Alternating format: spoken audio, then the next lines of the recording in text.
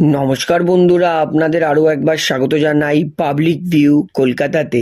বন্ধুরা, এই মুহূর্তে একদম ছন্দে ব্যাটিং করতে পারছে না রিঙ্কু সিং।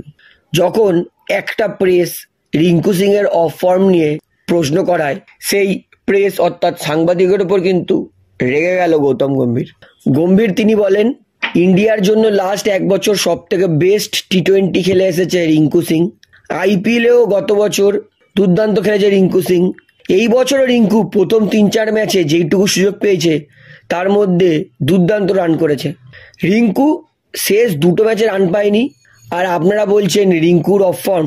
একটা খেলোয়াড় 1-2টো ম্যাচ খারাপ যেতেই পারে, তা বলে সেই প্লেয়ারটাকে কোনোদিন আমরা খারাপ বলবো না। তাই রিঙ্কুর অফ ফর্ম এইটা চারিদিকে ছড়াবেন না।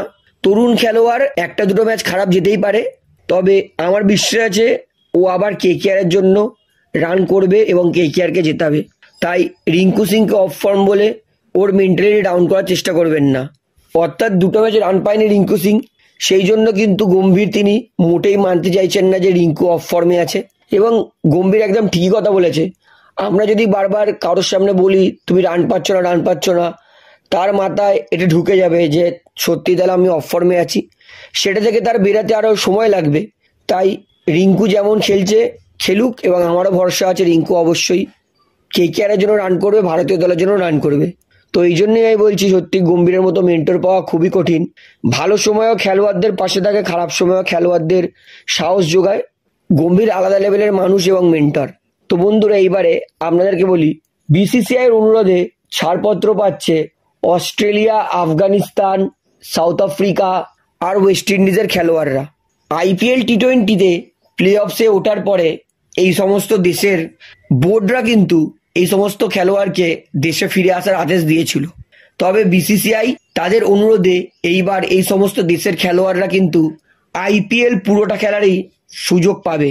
এতদিন এটা শুধু মুখে ছিল যে বিসিসিআই ছাড়পত্র নিয়ে আসবে, কিন্তু এইবার সেটা অফিসিয়াল হতে চলেছে এবং এই 4 দেশের খেলোয়াড়রা কিন্তু গোটা আইপিএল খেলার সুযোগ পাবে তাদের বোর্ড থেকে।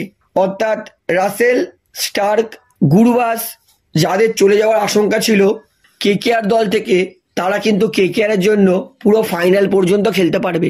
তবে একটা বোর্ড এখনো অবধি ছাড়পত্র দেয়নি, সেটা হচ্ছে ইংল্যান্ড ক্রিকেট বোর্ড।